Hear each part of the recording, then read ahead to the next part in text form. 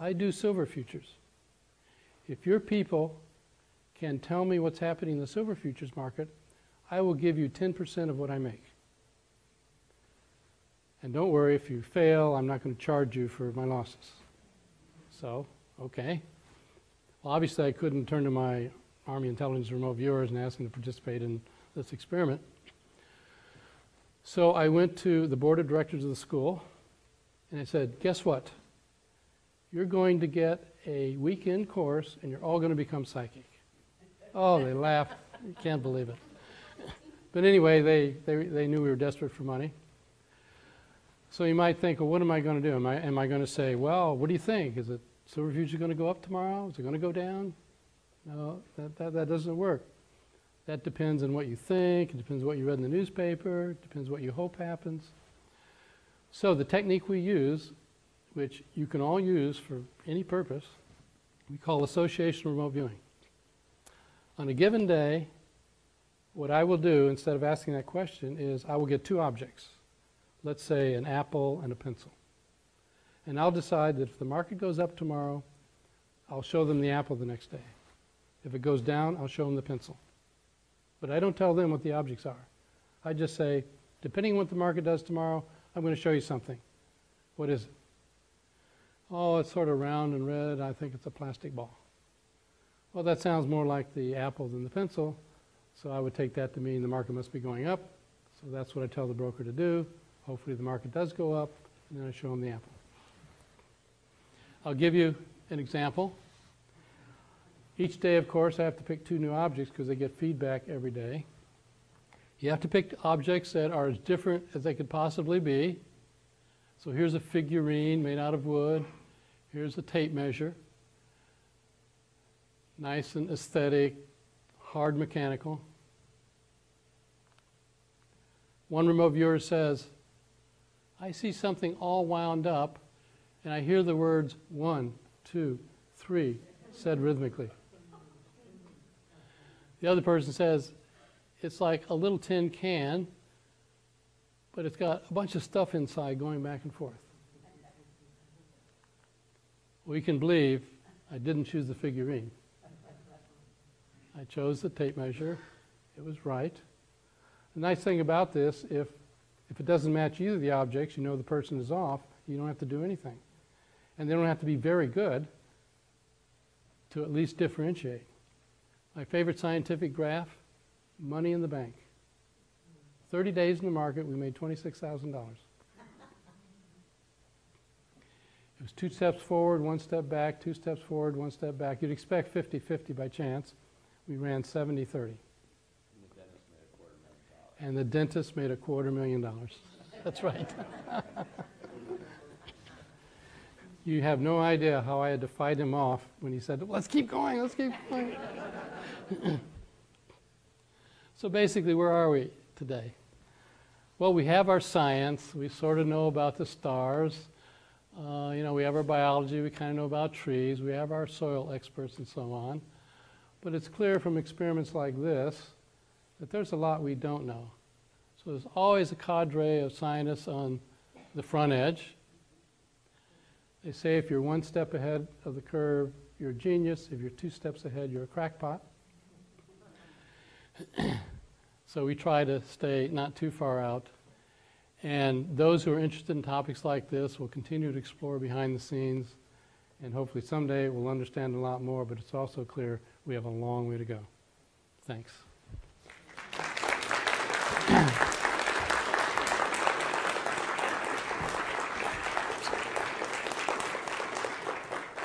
Now it's getting late, and I don't want to keep you too late, but I'd like to do one special little thing, and I'd like to ask Joe McMonagle to come up. And I'd ask him if he'd tell us a quick story. And Joe, maybe you'll indulge me and tell the Chinese story. I just love the Chinese story. And so this is remote viewer number 1, the number 1 remote viewer in the program, Joe McMonagle. There you go.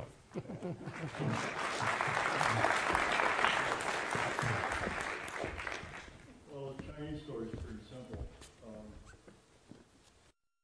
And it had to do with visiting a lab in China and looking at an object. And meshing myself with the object and then coming back and drawing a picture of what I saw. And what I did is I drew the picture, and it was a detailed drawing of trigger mechanism for a nuclear weapon. And everybody kind of laughed about it because I'm not a physicist or anything, so I'm not supposed to know anything about all that stuff. And they sent it forward. They sent it to the DOE, and the DOE reviewed it and everything. And they showed up about 3 days later, some people, and collected all the notes and the drawings and the drafts and all the tapes and materials, and asked me what, who I talked to and where I got all the information, and where I got my engineering degree. And I said, I don't know anything about this stuff. And they said, well, obviously you talked to somebody because this will probably work. And I said, well, I didn't talk to anybody. I don't know anything about what I drew. And they said, well, you used different words, but you talked to somebody. And I said, no, I didn't. But when I do remote viewings, I do learn something about what I remote view. And they said, well, we don't think it works that way. And I said, well, it does. In fact, I don't really need to redraw what I just did. What I could do is do it again, and what I'll do is I'll draw my idea the way it should work. And so I redrew it. What I did is I went into town and I went to a Radio Shack and I went shopping. And I drew it using parts from a Radio Shack and a bunch of things that I found in Radio Shack and some other ideas, and emulated what I had seen in China, and sketched it out and sent it to the DOE. And they came in about 5 days later and they collected all the notes and materials and everything. And said, you really shouldn't talk about this to anybody. That's the story about the Chinese stuff. One of the interesting things, Hal was talking about the CIA not believing some of this stuff. We used to, when we first started doing the targeting for the CIA, we were doing actually coordinate targeting. That was the first way we actually targeted things, and that was coordinates to the second. And everybody knows coordinates to the second is probably 1,000 by 1,000 meters on the ground, which isn't very accurate. So intent has more to do with the targeting than anything, because in 1,000 by 1,000 meters, you could have 18 buildings and a whole lot of things on the ground. So if your interest is in a vehicle sitting on the ground or that submarine, there could be a whole lot of other things that you're interested in that 1,000 by 1,000 meters. So one of the first things they became disturbed about was our accuracy was so good, they started accusing us of having eidetic memories, which means that we had unconsciously memorized the entire planet in the coordinate system for everything on it. And we tried to explain to them, no, one little tiny shed sitting on the ground in the corner of that 1,000 by 1,000 meters, I don't think so. And especially when it's in, up on the White Sea, on the Arctic Circle. But they didn't believe it. So we said, well, okay, just put the coordinates in a sealed envelope and never show them to us. And so they did that. And then one day the agent showed up and he was talking to our operations person, and he said, I really screwed up. I left the coordinates on my desk.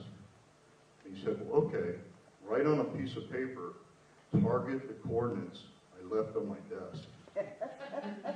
So he put that in the envelope, and we did just as well. And that really upset him. And then one day he came in and he said, I forgot to do the coordinates. And he said, okay, write down the coordinates I forgot to do and put that in the envelope. And that worked just as well. And we never heard him complain about anything. That's the story I'll leave you with.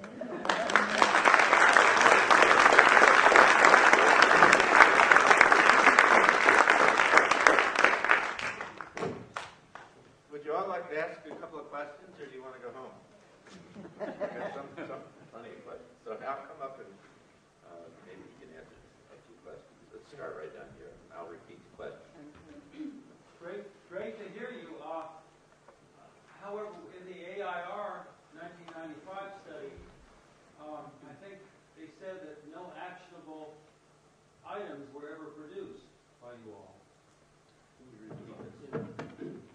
His question was in an AIR study, the one I mentioned on one of the graphs, American Institutes of Research, they said that no actionable items, in other words, actual use, had ever come out of it.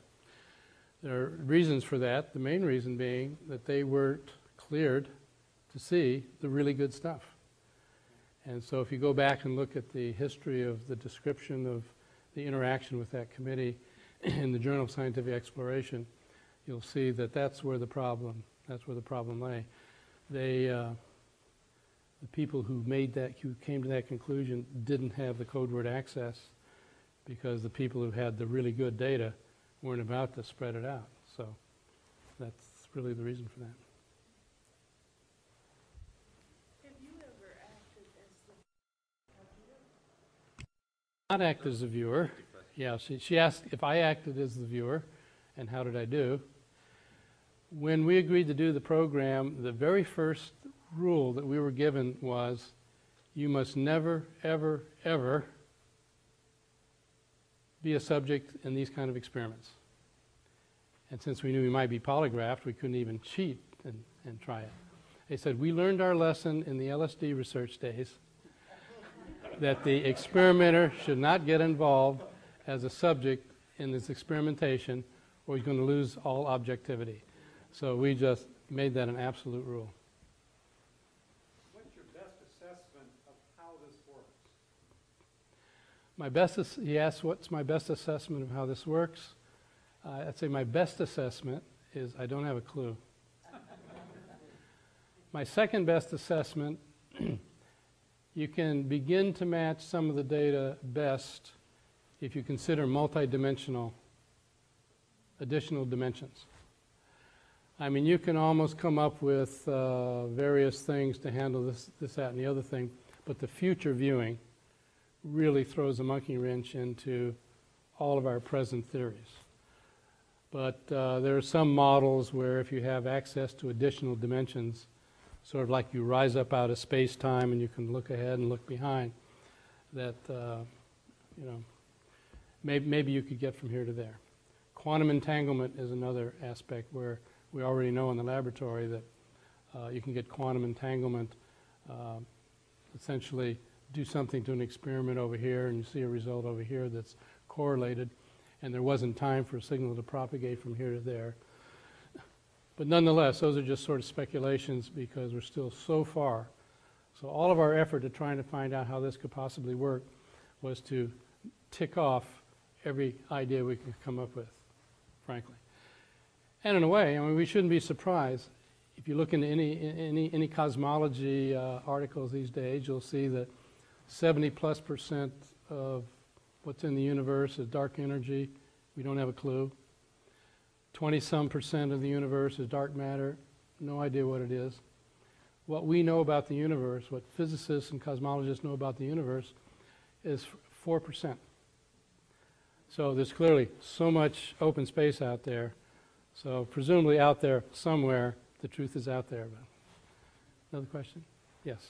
Can you tell us something about the protocol used in the technique or in the training of remote viewing? Over the years, there are actually a number of techniques that have been developed over the years. You want to know about the protocol for training and so on. The particular one that we happened to fashion in the SRI program was that we noticed that when people got visual images, they were often incorrect. But we noticed that if people were sitting at a table and making drawings, that tended to seem to get them on track. And so we worked out a model, at least